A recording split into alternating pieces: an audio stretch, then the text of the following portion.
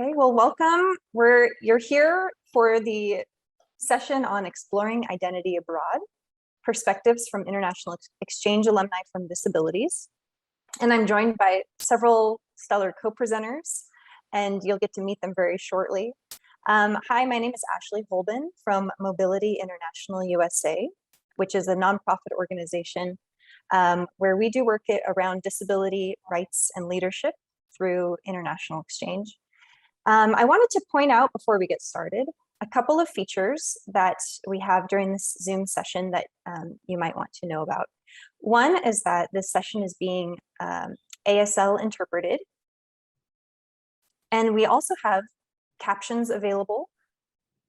And to activate those, you might need to go into Zoom's feature. For me, I have to click on a button that says more and then show subtitle before I'm able to see it.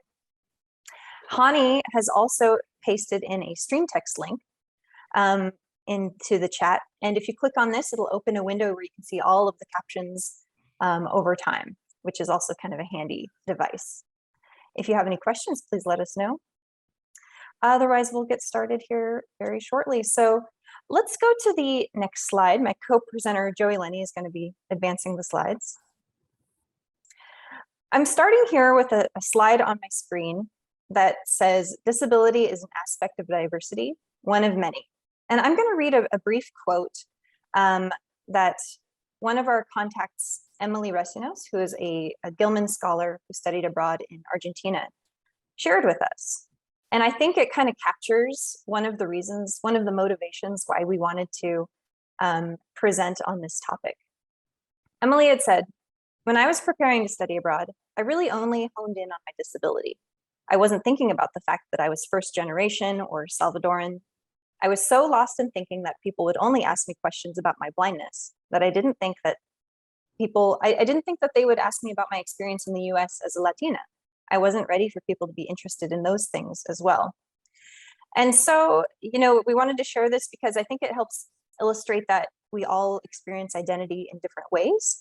But going abroad often challenges us to explore our identity in new and surprising ways.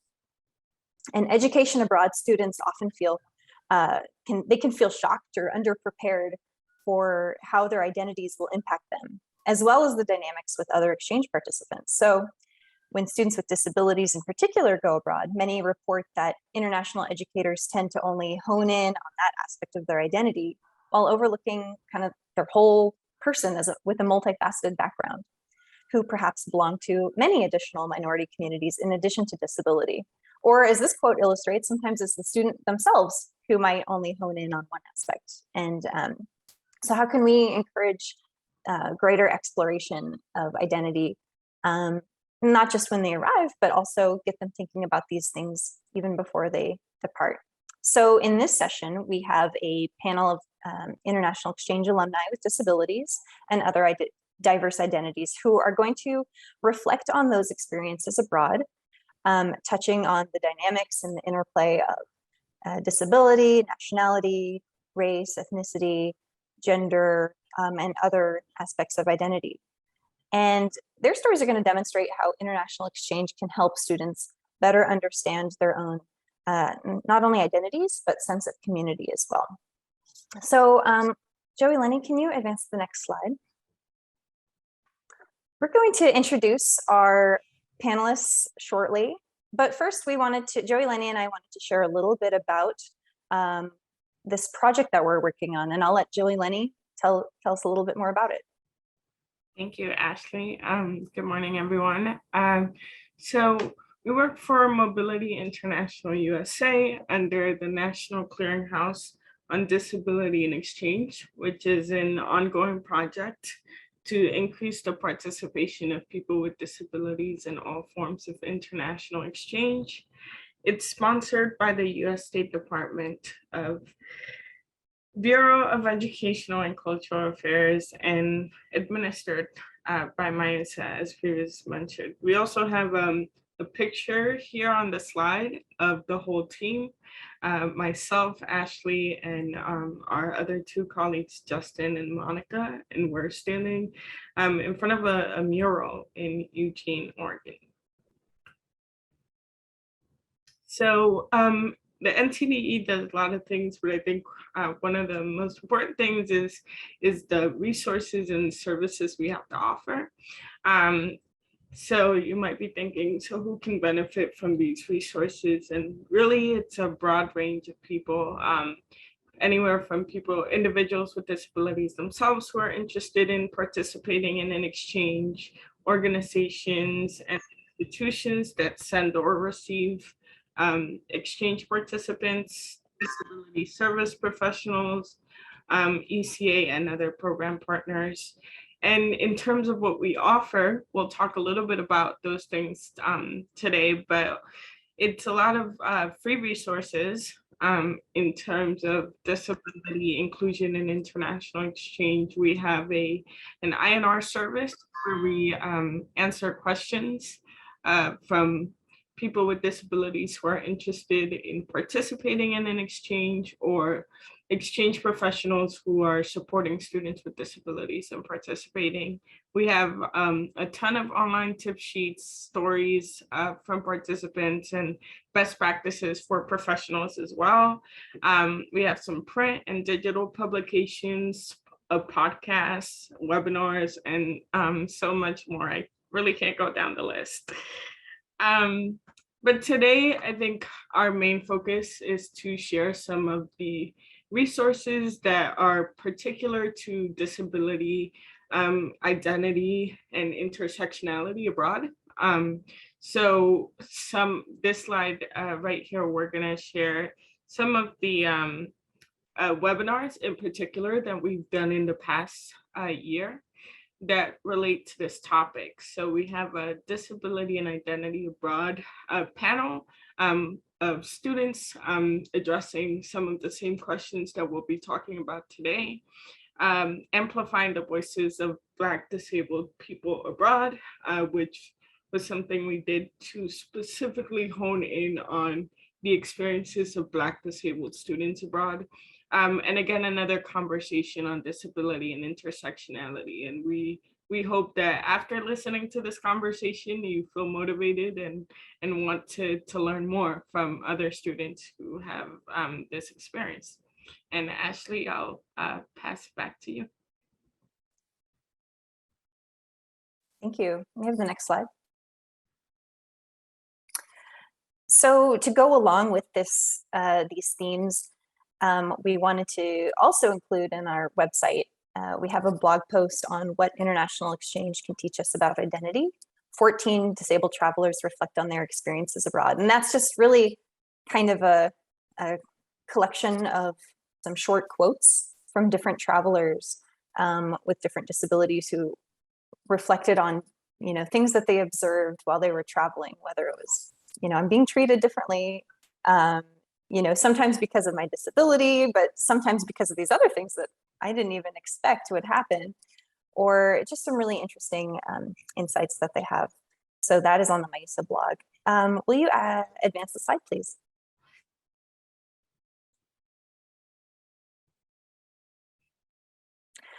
And then we're really revving up for a new publication that's going to really dive into this theme also, called A World Awaits You. It's part of our A World Awaits You series. And this issue is going to be on intersections abroad, in which travelers with disabilities explore identity and diversity through international exchange. So there's a story that includes Emily Resinos, whose quote we saw at the beginning of this. We have a story by a Fulbright student who traveled to India, and then many other stories as well and activities. So that will be released very shortly. But I wanted to start building some buzz around it now. And Johileny, do we have another slide after this? And so we're going to get started. We wanted to give as much time as possible to our alumni presenters. So we're going to make this quick, but so again, you can always reach Johileny or myself or the other members of our NCDE team. You can simply email clearinghouse@miusa.org or Johileny at jmerán@miusa.org, or myself, Ashley, at Holben@miusa.org. So let's see. And Johileny, let's take down the slides for the time being. We'll we'll bring them back up later because we do have some travel photos we know our presenters would like to share. But first, let's bring them both here. Good morning. Welcome, Doris and Jaelyn. How are you both today? Good morning. I'm excited to be here.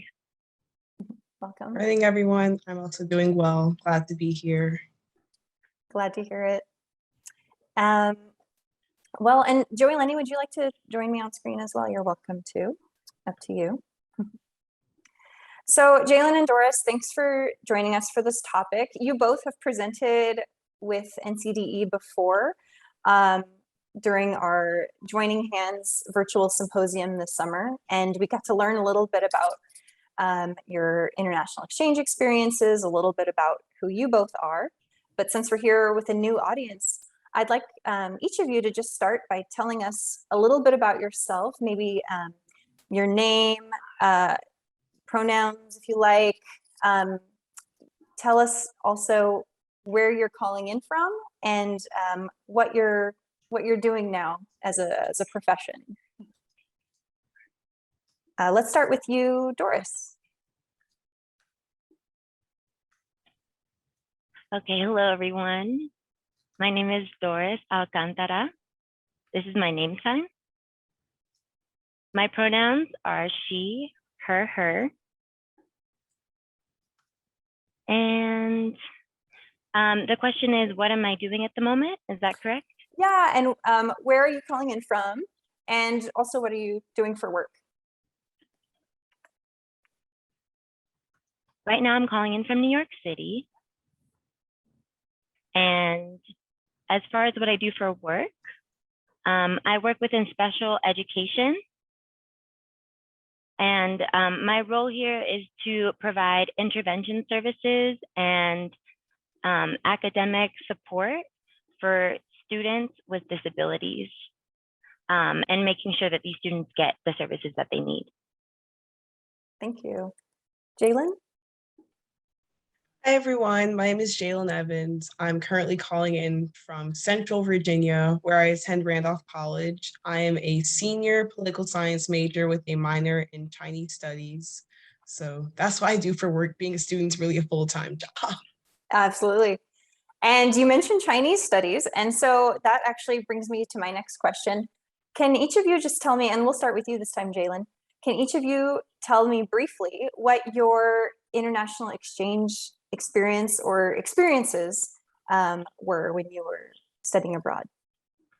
Sure. So as a Chinese studies minor, I spent the fall 2019 semester studying abroad in Beijing, China.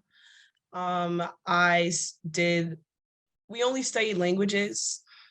So it was just a very intensive, immersive Chinese language studying program. And so I had classes, but I also had an opportunity to explore around Beijing and really immerse myself, not only in the language, but also the culture. And so how would you say good morning in the language that you studied? 早上好. Wonderful.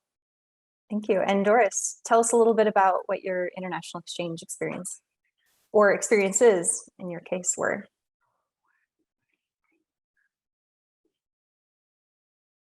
So in 2018, I traveled to the Dominican Republic. And that was with the help of the Benjamin A. Gilman Scholarship. And then I went back to the Dominican Republic to focus on research. And that was during my Fulbright cycle. And the focus of my research is the current status of deaf education within the Dominican Republic.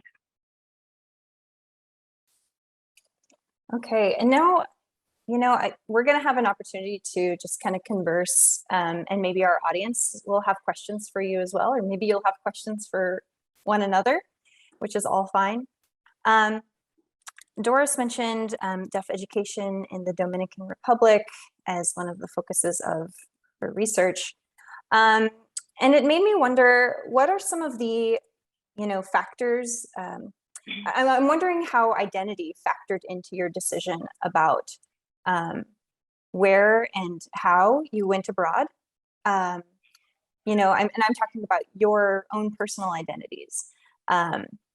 Whatever ones resonated with you the most, how did those factor into your decisions about whether you went abroad and then also where you went abroad? Doris, what brought you to study that topic in that particular location? Did it have anything to do with your identities? Yes, absolutely. My topic of research is very closely related to my identity. I definitely struggled within the education system growing up as a deaf and hard of hearing individual, and I did not receive many of the accommodations that I needed within school. And I graduated high school with a 1.7 GPA. And so as a result of that, so when I got to college, I was finally able to get access to the resources that I needed. I had the opportunity to learn American Sign Language, and I was able to really thrive academically and increase my GPA by quite a lot. And so that whole experience made me think about how the access to sign language and the access to education really helps the deaf community develop.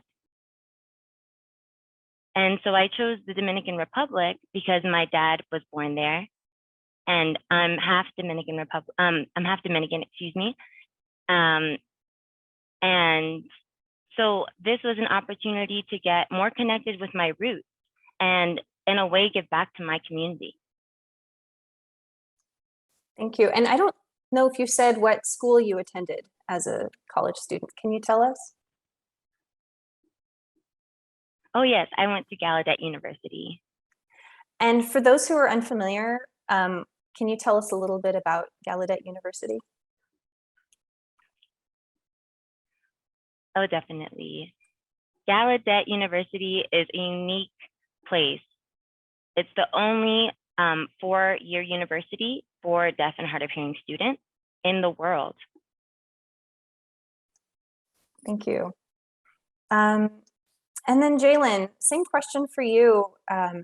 You know, what kinds of things were you thinking about when you were making your decision to study abroad in Beijing? And did identity factor into those decisions?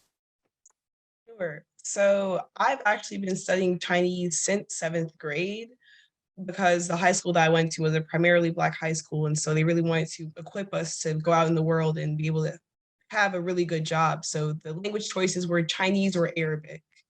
So I chose Chinese. And then so I then transferred high schools and had to pick up German instead. But then when I got to college, we had a whole Chinese program here. So I was like, well, of course, I'll get back into this. And the story is kind of hilarious because my Chinese professor told me that there is a program that I could apply for maybe over the summer or even like the following, or not the school year that I went, but the year after that, because the application was due within 24 hours of me receiving it. So I told my mother, I'm like, oh yes, of course, like this is something, for next year. She was like, well, why not now? Just do it now. I'm like, oh, okay. So I did it and then I got in. So I mean, I guess there wasn't nearly as much forethought as Doris's case. I really just kind of did it and then was like, oh, I guess I'm going. But on the after I received it, I did a lot more research to prepare myself of what to expect when I went abroad. Oh, that's interesting. And so how did your, the preparation that you did, how did that compare, and your expectations, how did those compare to what your experience was when you actually arrived? I will say that the preparation was better than none. I'm glad I did something. I mean, I memorized the map of the school I was going to. I had all planned out how I was getting from the airport to the college. But the aspects of culture shock, especially, that's just something you can't prepare for. Especially for me going from, I'm originally from Chicago. So Chicago is a super diverse city where like I'm also seeing people who look like me and then also some people that don't look like me. And it's just this vast variety. And then going to Beijing, which is very much still a very homogenous place, it was vastly disorienting. And then of course, also you have the language aspect. I mean, luckily enough, like I knew Chinese going into it, so it wasn't as bad as some of my peers, but still it's very odd to grow up in America, hearing your native language spoken around you, and then going to a brand new place and they don't even understand English. And so if you don't know Chinese, you're kind of just stranded. But it makes for very good language learning. I would imagine so. Jaelyn, I don't know if you touched on this, but how does your disability identity intersect with some other aspects of who you are? Yes, so I have ADHD and also anxiety. So a lot of the preparation I did was to ease some of that anxiety going into it, which I mean, it helps some, but of course, going to a brand new place, anyone's bound to be nervous. And I would say, especially while I was there, I learned a lot about myself as an individual with ADHD and anxiety. There were just some things I just couldn't do. I just didn't have the spoons for it. So I just kind of, there was many opportunities I had and I had to turn down some of them. And in the moments I felt bad for maybe not going out and celebrating this thing with my friends or staying in or maybe skipping a couple of assignments because I just really needed a mental health day. But in the end, it really just taught me to put myself in my losing words. Myself, my mental health, like my disability, like I know myself the best. And so I really need to put myself first and everything else just comes secondary. I still had a really great time. Yeah, I think there's a lot of pressure on students, especially if it's their first time going abroad or they don't know when the next opportunity like that is going to come along, that they feel like you have to push and push, like get everything you can possibly squeeze out of every day, which, that's not going to make for the best experience for everyone. And, the fact that you kind of put your wellness first was as like very, that's like something seasoned travelers know how to do. So that's really impressive that, you were able to prioritize that right away. And Johileny, do you have any questions that you wanted to jump in? Just let me know. Otherwise, I'll continue. Yeah, actually, in terms of your preparation, Jaelyn, I know that in previous conversations you've shared sort of in terms of being Black in China and how that preparation went for you was very different than perhaps some of the other students in your cohort. And so I just wanted to know if you wanted to share a bit more about what type of preparation you did prior and sort of how that preparation helped you or allowed you to learn more once you were in China and interacting with your entire cohort. Sure. So yeah, I also, in my preparation, I read a lot of stories from other Black people who had traveled abroad, specifically to China and Beijing, when I could find those stories, especially. So, I mean, there were some things I was reading and at first, like, well, this sounds crazy. Like, no one's going to walk up to me and touch my hair, or they're not going to point at me or like take pictures. And then I got to China and people were taking pictures of me and touching my hair. I'm like, okay, well, maybe you guys were right. But I mean, it was good to have read that in advance, but because a lot of what they were saying was, this isn't, in America, if this were to happen, it would definitely be seen as problematic, as racist, like, why are you guys doing this? But in China, it was more so coming from a place of curiosity, because I mentioned it's still a very homogenous culture over there. A lot of those people have not seen people who have big fluffy hair. Like, I mean, I had my hair like out.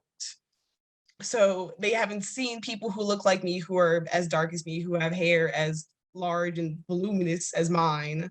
So that helped me to really quell the initial anger I felt and outrage, and just really see it from, well, if I put myself in their shoes, if I saw somebody who looked vastly different from whatever I had seen ever, I would also probably take a picture and send it to my friends. Thanks for your honesty around that, for kind of sharing that experience. And I've heard similar from other travelers. you know, often Black travelers going to places like, well, around the world. And I think one thing that we'll talk about later is as far as, you know, how do you kind of take care of your mental health after those types of experiences by connecting with maybe community or other people who understand what you're going through. So let's revisit that in a bit. But Doris, I wanted to, you know, Jaelyn just was talking about an experience where she's arriving in a place where she really stands out. You yourself, you said your father was born in the Dominican Republic and you're traveling to the Dominican Republic. So maybe you had quite a different experience where, you know, maybe you look like people in the local community. So I'm curious, how did that impact you as far as identity? Also, did it make you think of, you know, did it make you think about your nationality in a different way? Like, did people ask you about your, you know, Americanness, or because I've heard some interesting stories from, like, Emily, for example. In her quotes, people were asking her, well, how can you be from the United States if you speak Spanish and you have, you know, the shade of skin that you have? You can't possibly be from the United States, right? So I'm curious if you, what your experiences were in the Dominican Republic around these questions.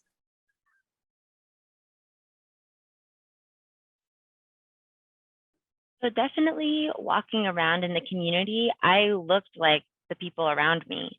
So I did feel pretty comfortable. I wasn't necessarily different from the people that I saw on a daily basis. But when it came to my work, and when I was conducting my research, and they found out that I had graduated college and that I was researching here, many people were surprised by that.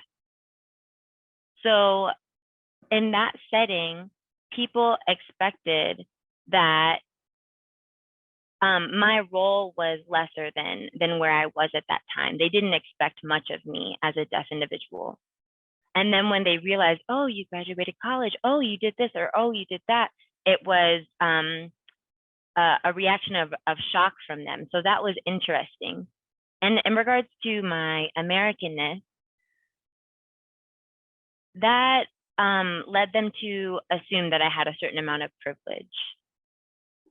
And some of those privileges I definitely did have, and others I didn't.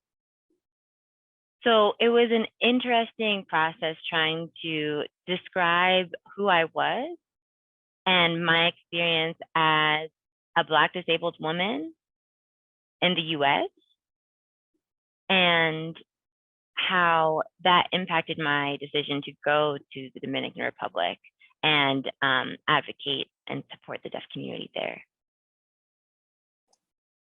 Thank you. That's really interesting. And thanks for sharing those insights. And you brought up, you know, obviously notions around privilege, socioeconomic status. Those are also aspects of our identity that, you know, sometimes students don't really think about during their, you know, day-to-day lives until they go to travel abroad for study or research. And suddenly they're kind of confronted with those types of questions. And that also has intersections with the disability community as well, whether it's, you know, access to education. Another friend of mine who's also Dominican and traveled abroad to a deaf school. This person had a cochlear implant, or sorry, she had a hearing aid, and the students at the school were very fascinated by it because it was like very high tech and, you know, expensive and hard to acquire in that particular community. And so some of these notions of, you know, privilege or socioeconomic status might manifest in unexpected ways. So thank you for touching on that. I want to know, Jaelyn, did you have any, maybe we can talk a little bit about community, going back to that question. When you went abroad, did you know anybody else, either in your cohort or people who you knew back at home that you were in touch with, who that you felt maybe were part of your community, or shared similar aspects of your identity that you could kind of lean on while you were doing your studies abroad. And I also include maybe people with non-apparent disabilities or you know, other people with ADHD or chronic health conditions or anxiety in that. Someone that you can ask questions or vent to, or how did you kind of deal with that? Yes. So my best friend, actually, she's also Black and also has ADHD. So she was definitely my rock when I was in China. I mean, even with the 12-hour time difference, we spoke literally every single day. And that was just so amazing to have somebody who's lived a very similar life to mine. I could tell her, I'm just having a bad day. And she just understood exactly what that meant. And I also was lucky enough to have people there in China that I was friends with. I met them through a group chat that we had in advance. And it was actually quite funny because our cohort was made up of people from all over the world. So now some of my closest friends are from like Spain and South Korea. And we were just all speaking together in Chinese and English. That was really good. But none of them had disabilities. So it was nice at the end of the day to be able to go back to my friend at home and talk to her about some things that they just wouldn't understand. Thank you for that. And Doris, did you also have some kind of community either while you were abroad or back at home that you relied on to be able to kind of, you know, reflect or unpack, you know, your feelings and emotions, especially those around identity?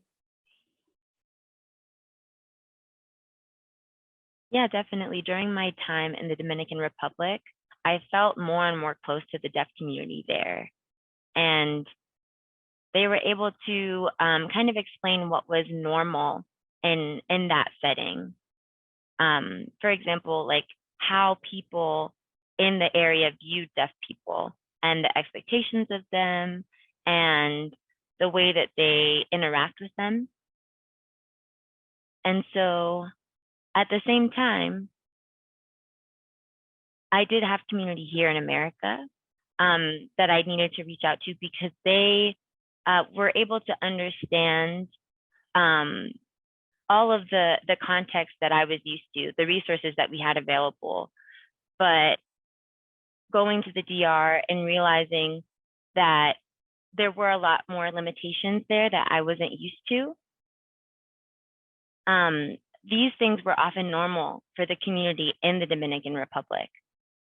So it did help me understand what was normal in that context and helped me realize how I could cope with those limitations while there. And so having community in both areas helped me with that process. Thank you.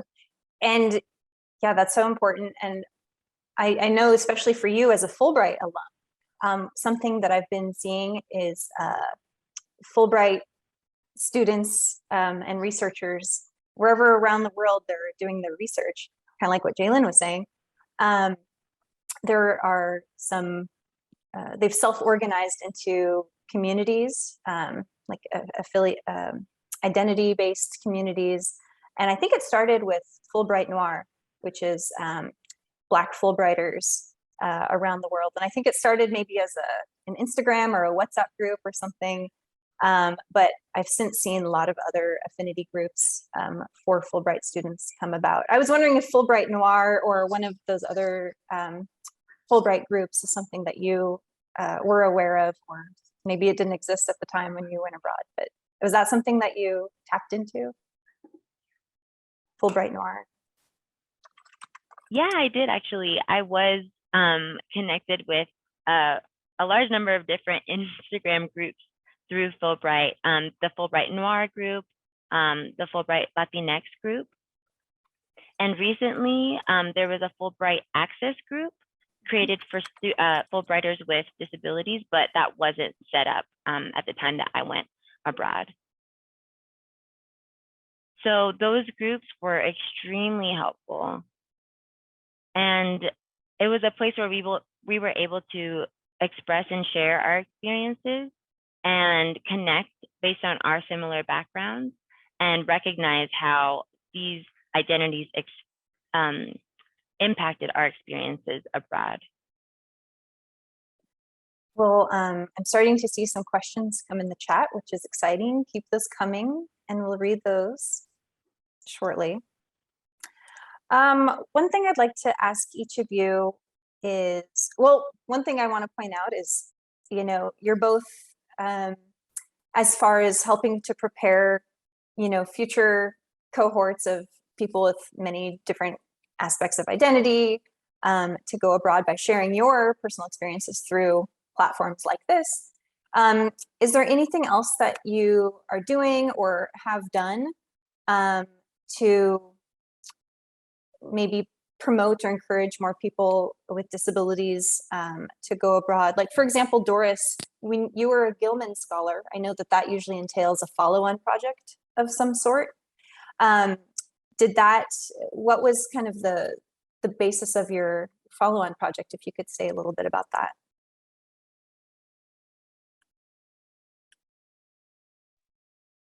So my follow-up project was related to supporting people within their application process and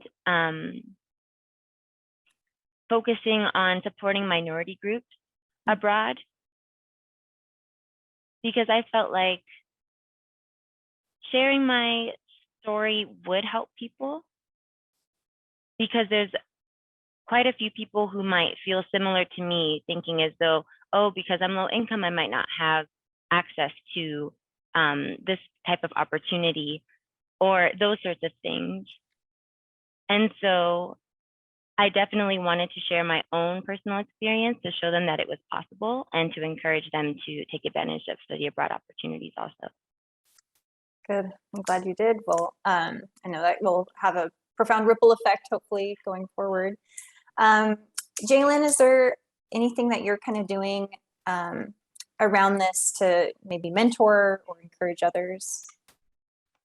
Yeah, so I've actually been in conversation since I've gotten back to campus with my diversity office and the Career Development Center, which is putting out those resources, especially in regards to students with disabilities who want to go abroad. Because, I mean, as we've mentioned, it seems so daunting to try and do, and if the support isn't there, it just may not happen. So I'm just really trying to help them to build those resources and then share them with our community so people know that you can go abroad, disability or not. Well, we've heard some of your messages to the disability community. I'd like to know, you know, we're in a room full of international educators who are really committed to diversity, and they want to make sure that students have an equitable experience and have access to those experiences. So then my question for you is, what would your message be to international educators, or imagine yourself as someone who plans study abroad opportunities? And we definitely need more people with disabilities and other diverse identities in the field of international exchange and education abroad, to be sure. But also just how would you like design a study abroad program differently, or what would be some like important factors that you would want to make sure that that study abroad programs are following? What can they be doing? Doris? Yeah, one thing that I think many programs tend to forget is the importance of listening to the community that you want to learn about and emphasizing that.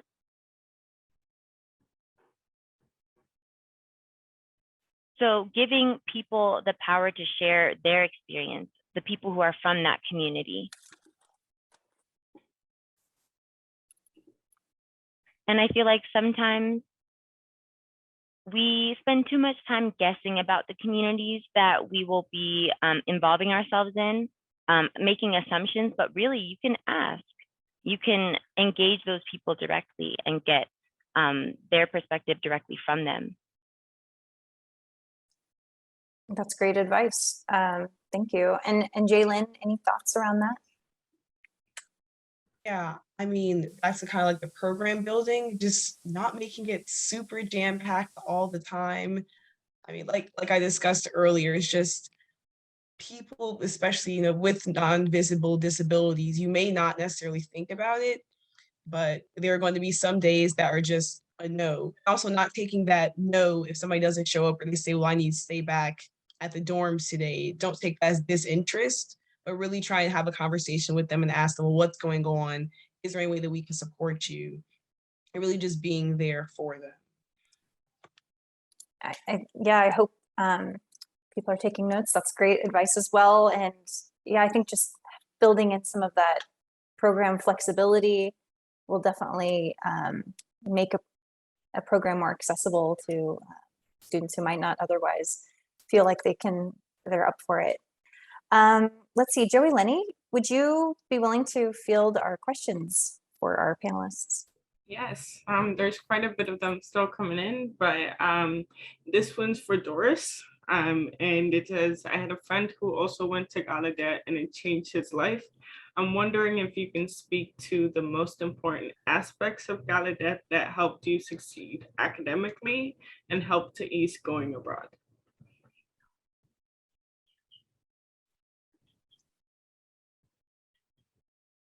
Okay, so first, I'll start by saying that Gallaudet definitely changed my life too.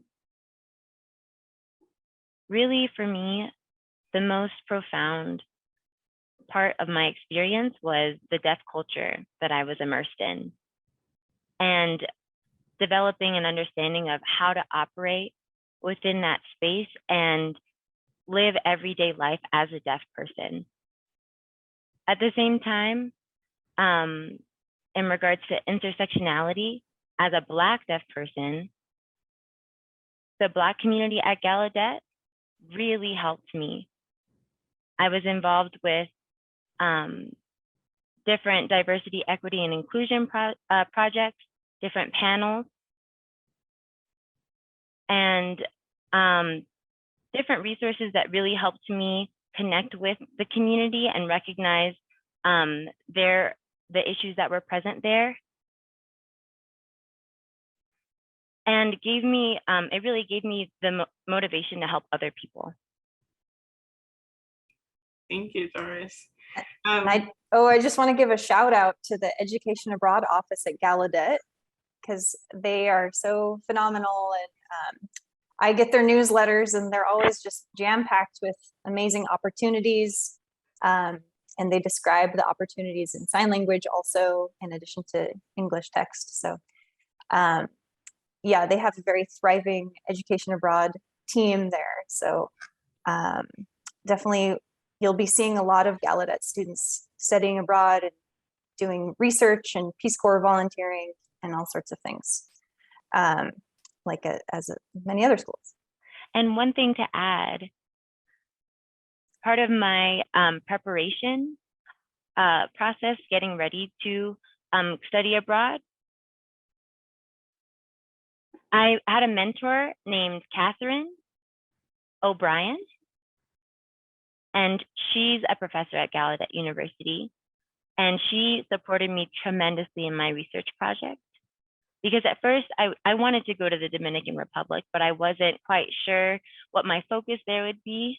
So she really supported me with figuring out the components of my research and recognizing how this research could really help communities going forward. So it was amazing to have that support.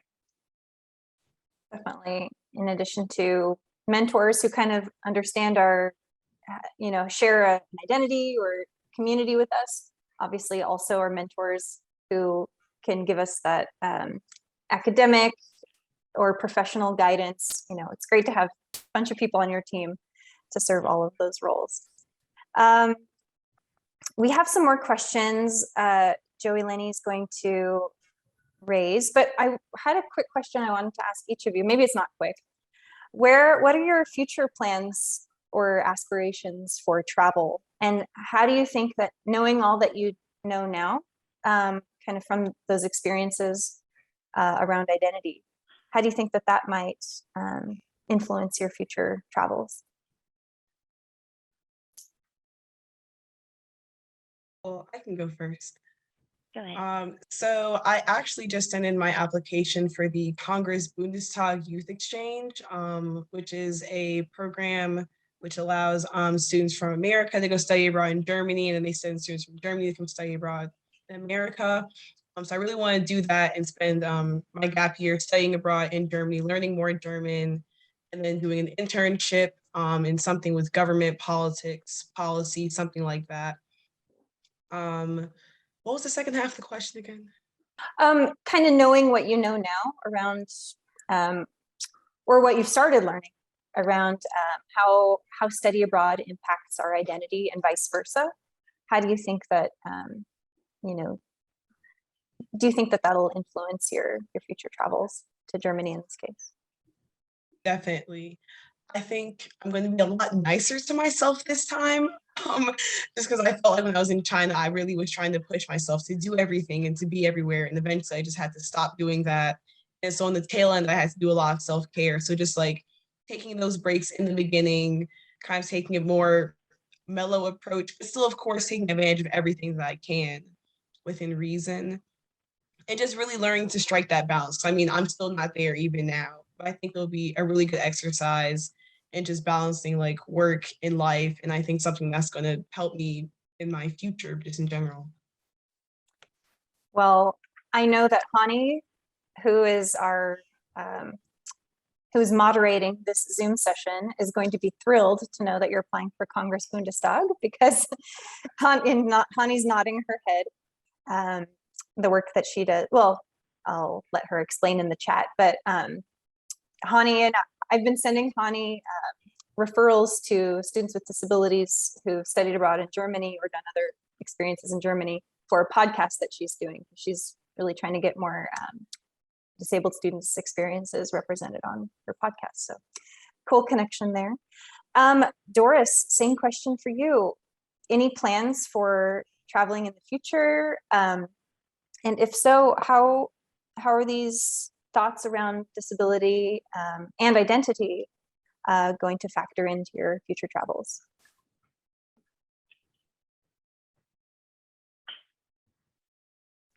So thank you for the question. I know I really want to go back to Latin America, and I want to see other countries and recognizing and researching how they incorporate sign language into education. And I really want to see the development of deaf education in Latin America. So I'm wondering how these various countries could depend on each other and support each other through this process.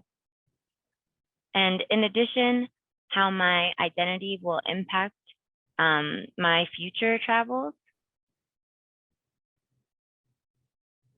One thing that I started to think about when I went abroad,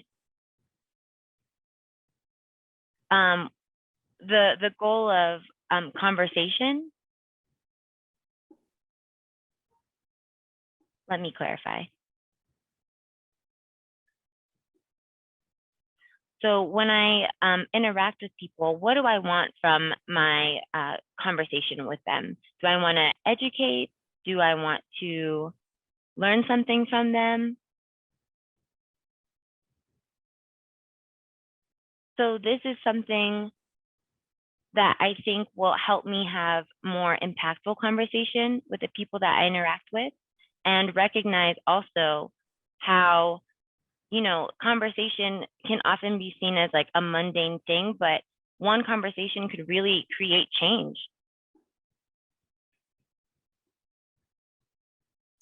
Absolutely. I think those are winning words to live by.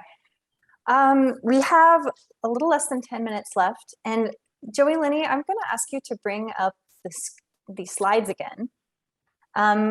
We have each of our presenters sent in a few photos from their travels that were meaningful to them. And I wanted to just ask them to briefly describe the photos. So we'll start with Jaelyn's photos when we bring them up. Jaelyn, can you tell us a little bit about what we're seeing in these pictures and what they mean to you? Sure. So I'm going to start with the picture on the left. So that's me on the Great Wall of China, and that was actually on Christmas. So technically we did have classes on Christmas, but I really wanted to go see the Great Wall and I hadn't done it yet. And as I mentioned, I went during the fall semester, so the semester was almost over. So me and my other fellow American friends thought, what better time to go see the Great Wall than when it's all covered in snow and celebrate Christmas up there. So that's me. You can see the Great Wall in the background, the snow-capped mountains. It was really beautiful. I did fall while I was on the Great Wall. It's very icy. I do not really recommend going during the winter, actually. It's quite dangerous, but I had a great time. I had a really fluffy coat, so it didn't hurt. Um, and then on the right-hand side, this is the group of people I was mentioning earlier, my friends when I was in China. We were from all over the world. So that was us, our first weekend in China. We were at a hot pot restaurant. So it was like our first time doing something really out and about in China. We were all super nervous because all of our Chinese was kind of bad. So we were talking to the server for like 20 minutes in like really broken Chinese, trying to order some food. I still don't know what we ordered. It was really good. So I guess it doesn't matter. But yeah, these are just like two of the really big highlights of my time in China. So I guess like the beginning and then the end. Well, those are wonderful. And your smile in each photo really says it all too. May we see Doris's photos? Doris, can you tell us a little bit about what's happening in these photos and what they mean to you? So in the first photo, that was from a parade that took place when a group of disabled individuals were marching in support of breaking barriers. And so that group was the deaf group that I was with from Santiago. And we went to Santo Domingo, the capital. And it was just nice to see such a large group of disabled folks coming together, fighting for our different needs, but at the same time, we were in support of the same goal, which is independence. And the second photo, that was my presentation at the Education International Conference at the International Education Week Conference. Sorry, the interpreter messed that up. And so this photo was really important to me because this was focused on how more people need to reclaim their right to research their own communities and support their own communities in doing so.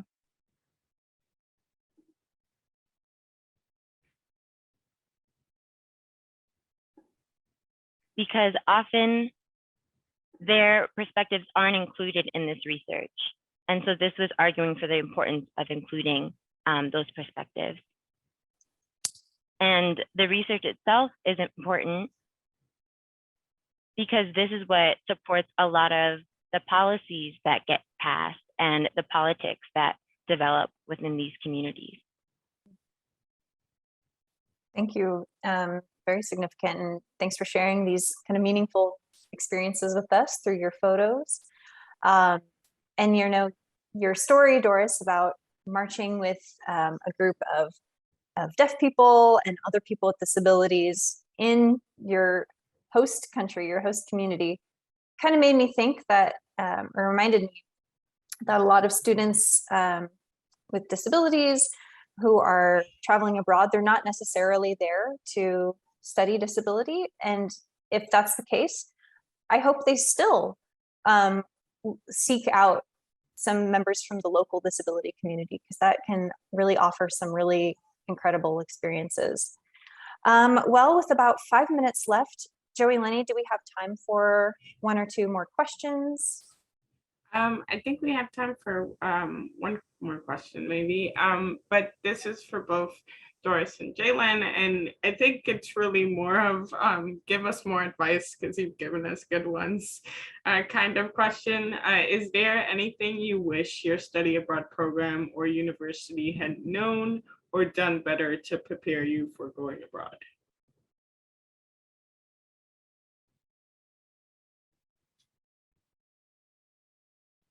You can start, Jaelyn. All right. Geez, it's a difficult question. I think I would say that I wish that they had been in closer contact with the school in China, just because my going there and then coming back, because I technically transferred there, and then I ended up transferring back due to the COVID pandemic. I couldn't return to China once I came back to America. So I had to transfer back to my original institution. But that whole process was very difficult. And I ended up actually not receiving any college credits for the semester I spent in China. So that was super stressful on me, then trying to figure out how am I supposed to graduate in now 7 semesters instead of 8. I mean, I did it, I'm doing it, but just like making sure there's that really close line of communication between the student, the program, and the host, or the host institution, and then like the home institution, just to alleviate a lot of that stress off of the students. That's just one more thing for us to worry about.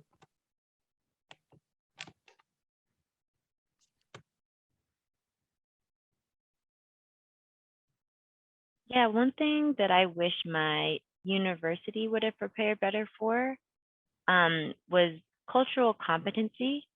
And usually deaf people from Gallaudet University were inclined to want to help other people and other deaf communities. But it's important first to understand the culture that you're trying to support and understand the intersection of culture and disability and how that all impacts the experience of these communities in their respective countries. So the importance of being culturally aware, and making sure to exercise that cultural competency is something that I wish my university would have prepared better for. That's a great topic, and I wouldn't be surprised if this Global Inclusion Conference had some other sessions around that topic alone of cultural competency. Well, with 1 minute left, I just want to thank you, say big thanks to both of our panelists, Doris and Jaelyn, and we're so thankful that you're joining us today and can't wait to hear about your future travels. And Jaelyn, we're crossing our fingers for you when we hear about Congress Bundestag. Just one more, with 1 minute left, just want to remind you again, just to plug that A World Awaits You journal that's forthcoming. I also I forgot to mention that Johileny, my colleague here, is going to be featured in that particular publication. Johileny, do you want to give just a synopsis of what your story is about in that issue? Sure, I'll try to be quick. I think I studied abroad in London fall of 2018, and I learned a lot about my identities while I was abroad.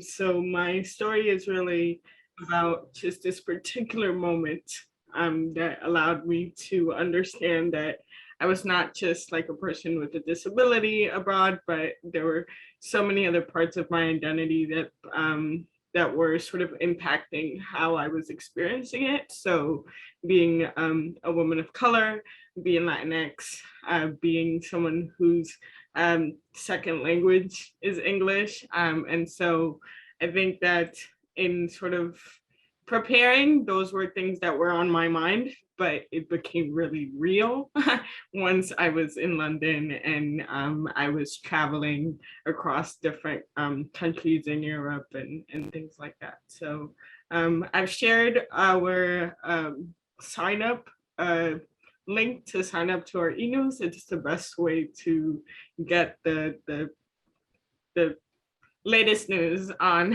when our OA will be available. So. All right. Hani, any last words that we need to do to close out? Otherwise, I'll just say thank you so much, everyone. Really means a lot to us that you chose to attend our session today.